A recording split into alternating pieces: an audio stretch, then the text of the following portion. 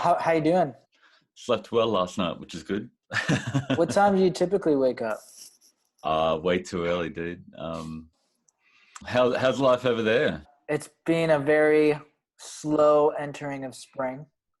Yeah. Today we're at How's the garden? in the circumstance that we're in. It sucks because it's like, yeah, I have all this time to be out there. Yeah, we've Moni's been working on. I haven't been, but Moni's been working in this great little garden and got this great dirt that's just magic and full of horse manure and chicken manure and yeah, and it just grows really good stuff. So we're trying to make the most of it. That's great. We can talk about whatever and Yeah, record it and put it out there for. we did a chat similar to this last year. We were talking about like we're in an era now where the soil and the nutrients we get from our soil today versus 50, 100 years ago is night and day, Yeah, and we're dealing with a lot of nutrient depleted soil, growing our food in massively it. different. And so it's like the foods that we're eating probably aren't even holding the same micronutrients that we thought once were. Yeah, totally. They're And it's actually, so related to our soil health and the environment, and it's all tied back into that. And people rave on about, eating foods that don't deplete the environment, but we need to find a way that regenerates our soil and brings life back into our soil, and then that'll go straight into the plant. I think Dave Montgomery, who's done a whole lot of fascinating work, you should check it out. He's a geologist that looked at the erosion of soils and just went, all the civilizations that have been massive have risen and then fallen based on their ability to get nutrition and nutrients from the soil, and most of them are located in these river deltas where the topsoil flows down and keeps on repleting their farmlands. But once that runs out, once they deplete that, where we think the Garden of Eden was or whatever in Syria is now a desert because of their agricultural practices that have continued to deplete them year after year, decade, century after century, and nobody lives there. He just says we're going to continue to do this, but not just with approaching 10 billion people. It's not just on a location by location basis, it's everywhere across the entire world. And the continual erosion of topsoil, it turns our soil into dirt, which doesn't hold carbon, which doesn't hold nutrients, which doesn't have a healthy microbiome. And the way to replete that is to, use regenerative agriculture that brings animals and plants back together.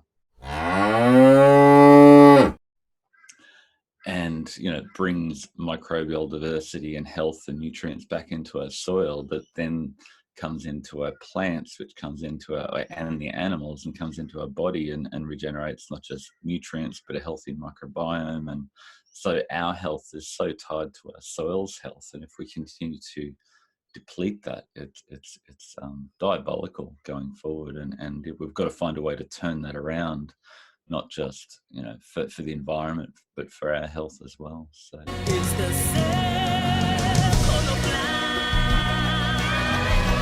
I was going to say, Dave Montgomery is starting to do nutrient testing of the foods produced in a nutrient dense, microbial diverse environment to demonstrate the radical difference. And I think once that information starts to come out to show the difference in nutrient quality, nutrient density of these products produced in different environments, it's going to hopefully create a demand for a product that's grown in a regenerative environment that will bring carbon back in. It actively sequesters carbon into our soil, which is the big deal at the moment. Whether you buy it all, but plenty of argument, but if you don't have a regenerated environment, a healthy environment, we're in a lot of trouble going forward. And how would you suspect, like, diving deeper into it, it makes me wonder, like, how, like, do we basically just go off, like, feel of how we, how they say, listen to your body? Yeah. like trust that the foods that we are eating, we're getting enough. I love what you're doing of just going in, I'm going to take matters into my own hands and grow a garden. We've been trying to grow our own home garden and do whatever we can. And you realize how difficult it is and challenging it is. And then if you're going to buy food, you realize that you need to invest in quality food that's grown in a quality environment that naturally tastes amazing because it's full of nutrients. So if your fruit and veggies are, taste like garbage, then there's an issue there because they don't contain the nutrition that your body needs. Your body's saying, no, it doesn't taste good. It doesn't, not giving me what I need. I don't want to eat it. And that's naturally fair enough. And I suppose from how do we know whether we're getting enough? You can do blood tests and a whole lot of really expensive testing, which is fascinating. But at the same time, your body really works really, really hard to keep all those nutrients in your blood in balance. So there's, ramps up insulin to make sure you recycle all the minerals in your kidney. And so by the time all those things are falling out of balance, you're in a lot of trouble. You've got, major nutritional deficiencies. So really what we've done with Nutrient Optimizer, we've done a symptom survey to sort of flesh out how do you feel, what are your symptoms, do you sleep well, what's libido like, what's your energy like, what's your vision like, what's your stress levels like, do you drink a lot of alcohol, etc., etc., etc.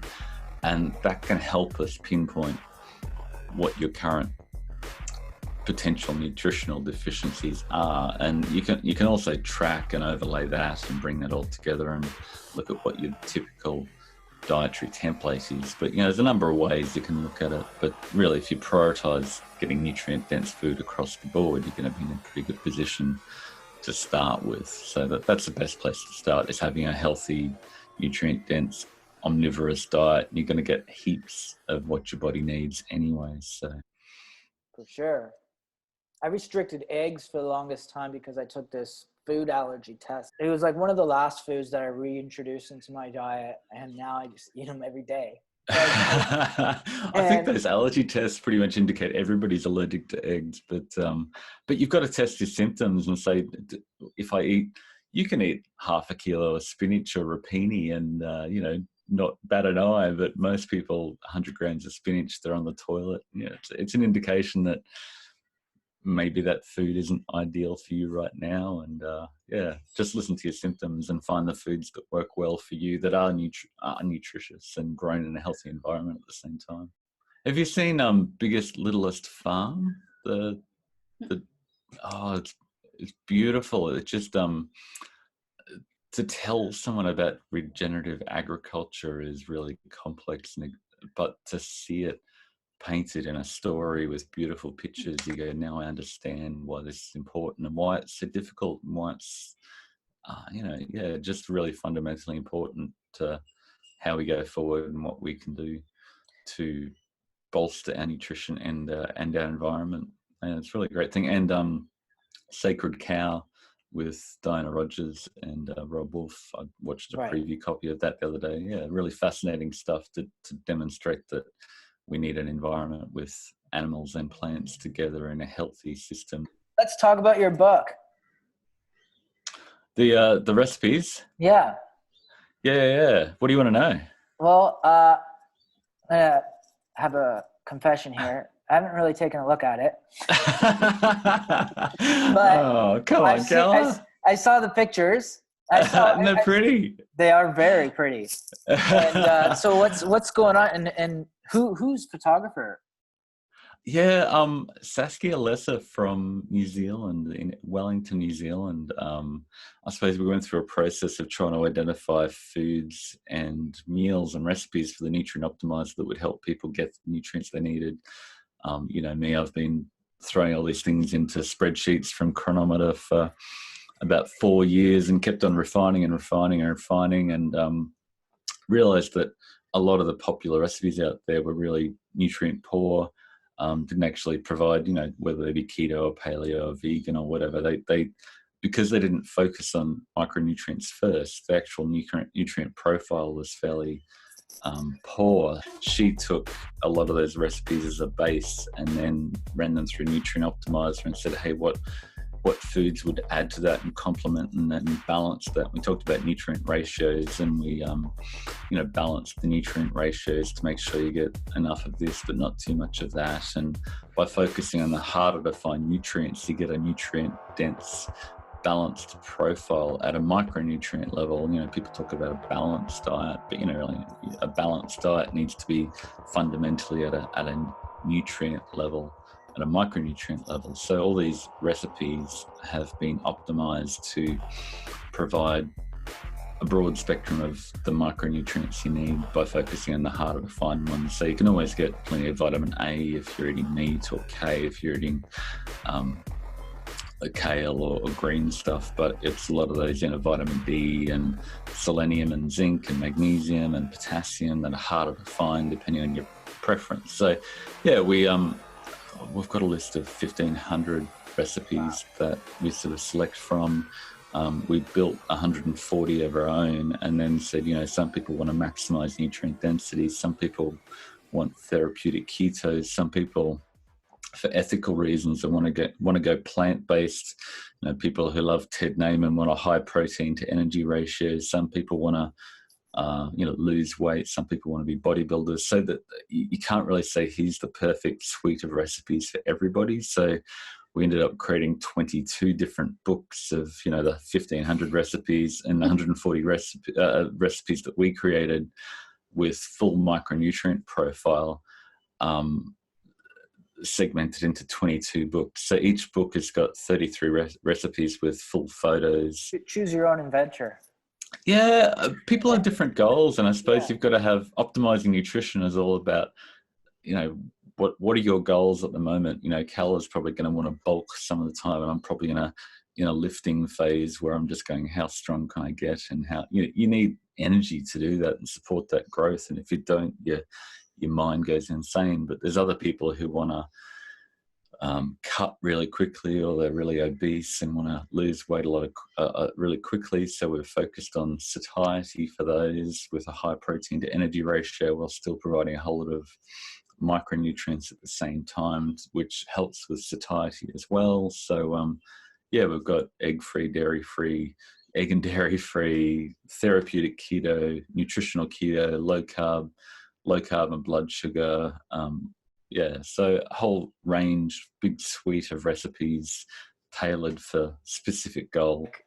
My goal of mine to be like, okay, how big can I make this plate with like the least amount of calories? The high satiety meals, it's a lot of food, and people just go, wow, I can't eat all this. But the calories in that, because the calories are really low and the nutrients are really high. And then I was looking at all the cancer stuff we're doing, and looking at, do you need to supplement once you have these foods? And there's no need to supplement if you're getting nutrient dense food. It's just like, supplements are stupid.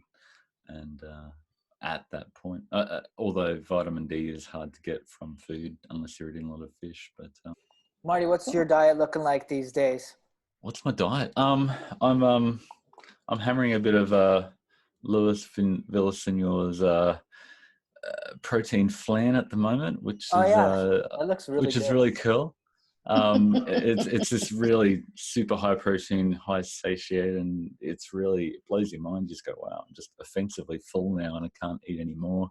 I eat a ton of kangaroo when I can. So I try to prioritize the nutrient dense, higher protein earlier in the morning, and then, listen to my cravings later on. And if I get to a point where I then want to cut that, some body fat and endure some pain, I can throw in resist the siren call of the energy dense comfort foods at the end of the day, and drop that fat a little bit. So but at the moment I'm thrashing in the gym pretty heavy and enjoying it and making the gains. And it's always a challenge to build muscle without fat at the same time, but the first world problems that we're lucky to have at the moment to go through that journey. Very true. Taking it day by day helps. Yeah. Marty, thank you so much. Thank you. I mean, hey, always fun to chat. Stay safe over there. Yeah, you too, man. Thanks, dude. Talk to you later. Yeah, ciao. Cheers.